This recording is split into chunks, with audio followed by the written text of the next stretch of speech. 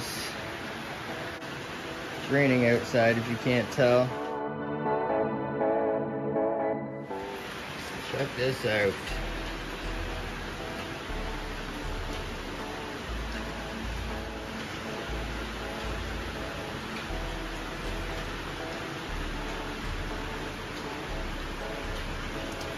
So I ordered this off Amazon, this carburetor PZ30, and it arrived the next day. That's pretty impressive. So this is almost pretty much identical to what's on there, except for it's bigger diameter, noticeably bigger.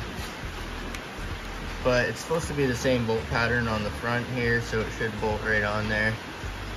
This is a PZ27 on here right now. So it shouldn't be too difficult to swap this out. However, I noticed that this intake, the diameter of the intake here is bigger.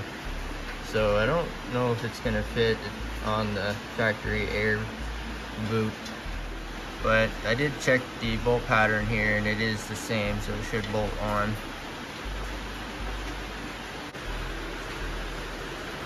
The quality doesn't look too bad for the price. I think it was around $30 Canadian.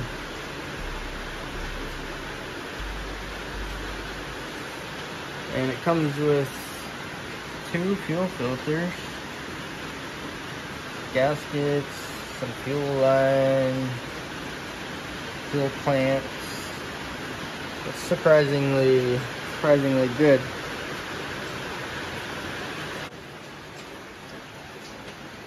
There's only one bolt that holds the side cover on. You probably don't need to remove it to access the carburetor, but I'm not sure about the air intake, so I'm just gonna take this off.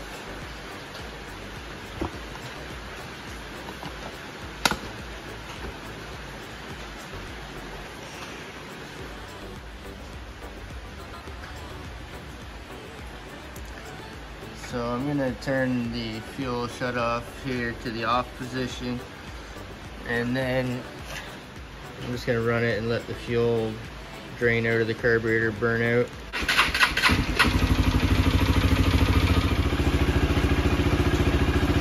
Little Honda will probably run forever. I'll let it run for a while, but I don't want it to get too hot.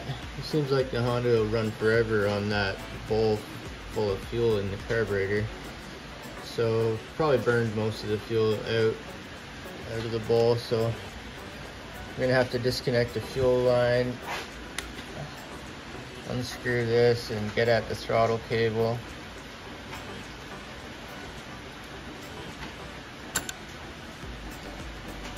Pull this out here. I'm gonna have to compress this spring to get at the end of the throttle cable and pull that out. Then we'll change the top hat to the bigger diameter.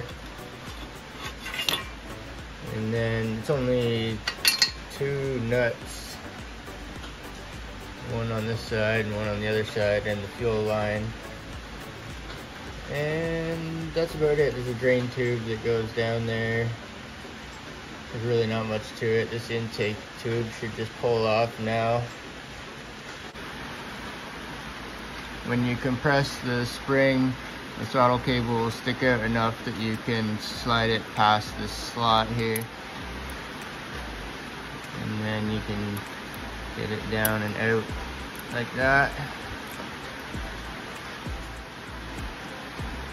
Now this is an aftermarket throttle cable because the factory top hat was mated to the factory throttle cable, which made it difficult to do carb swaps. So I put an aftermarket throttle cable in on the carb swap. But here we are doing it again after I put the big bore kit in here. It used to be a 150cc 57 diameter piston, and now it's a 70 millimeter diameter 222 cc. Okay, I got the nuts off here with a 10 mil wrench, and I pulled the fuel line off in between the fuel tank and the carburetor. So I already have an inline fuel filter there, so I disconnected it at the fuel filter there. So now this should just pull off. Pull this air boot out, I guess. I'm not sure if it's going to be the same here anyway, but that makes it easier to pull the carb off.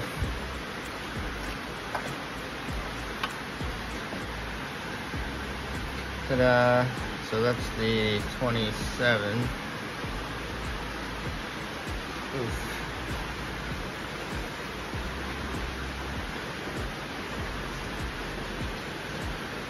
And this is the 30.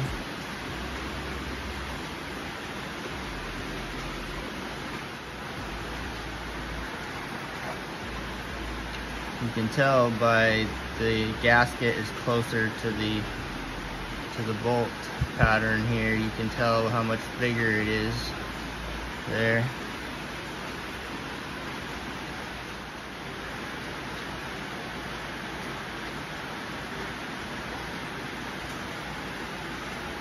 So this is the 27, this is the 30.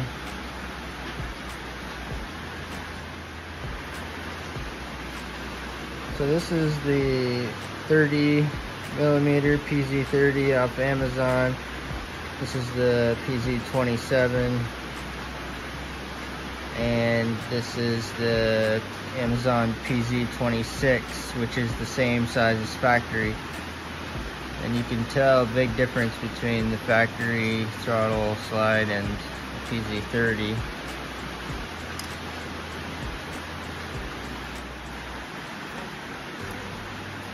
So this is the factory size carburetor, and this is the PZ30 carburetor. Much bigger here, bigger in the throttle slide, and bigger here as well.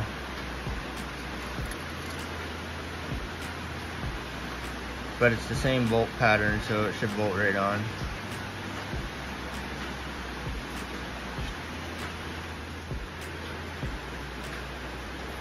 I like this fuel line that came with this 30 mil carb, so I'm going to go ahead and use it.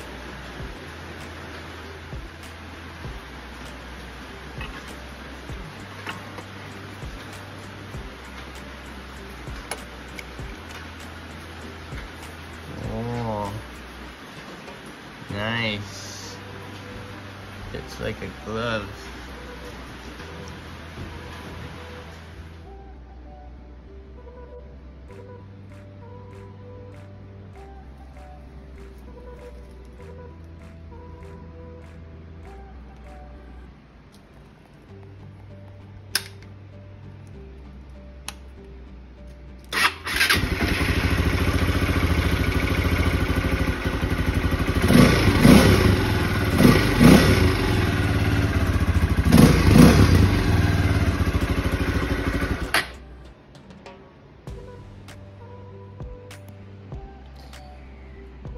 So I didn't record the last part putting it back together, but it's pretty much the same, just reverse procedures, because I was using my pocket knife to mess with the fuel line, and pocket knife folded up on in my hand and cut myself, so I pretty much just shut her down and cleaned up after that.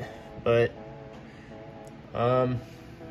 I'm using the supplied fuel line and the clamps, and there's a little spacer that came with the carb, so I went ahead and put that on there, and the studs are just barely long enough for that, and the factory hose did fit. I had to stretch it a little bit, but it did fit on there, so that's good.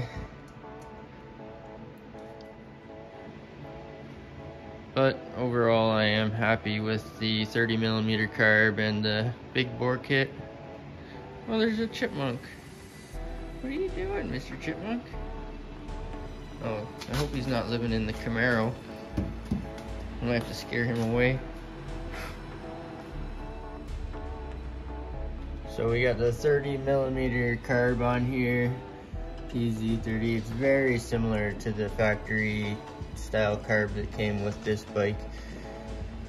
And it works pretty good with the big bore kit. I've got the 70mm piston and cylinder, 222cc displacement.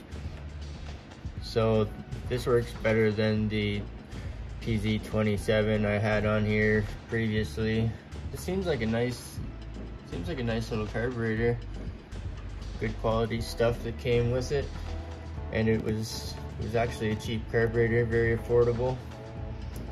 So this intake manifold is actually 1 or 2 millimeters smaller on the inside diameter, smaller than this carburetor. So I might port that out or do some port matching later on. With I noticed the biggest restriction now, I think, is the exhaust diameter, especially the tailpipe, and maybe the valves. So you can get a bigger cam, like a stage 2 or stage 3 cam for the big bore kit. And there's also a performance cylinder head with bigger valves. So I might go about doing one of those later on, perhaps. I got this measurement device here, and it's barely 20 millimeters. The exhaust output there, barely 20 millimeters. So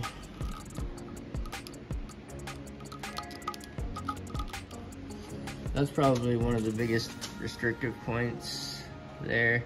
I did modify the internal muffler baffle and I drilled some holes in it and stuff, but I think this might be a pretty big restriction here as well. So I might do like a slip-on muffler or something, I'm not sure.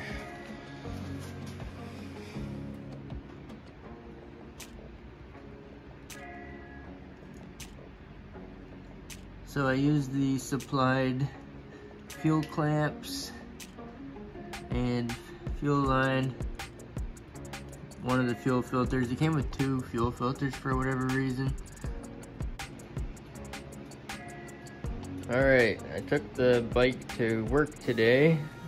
That's pretty much what I got it for. It was just a cheap commuter. It's supposed to get like 100 miles per gallon, but I'm not sure if it does when you're holding it wide open or not. Anyway, took it to work today, and it's a little bit faster with the modifications. The bigger carb I'm sure helps, but I also went in here and did a modification in here as well. It's a little bit dark, so you probably can't tell, but I took the tip, the smallest part of the baffle, and I drilled it out with a hole saw, which is the same thing as another guy did that on YouTube, Life of something. He did it the same way. So that allows me to bolt on the end cap, but it's a lot more flow here as well now. I spilled coffee on here, so it's all yucky.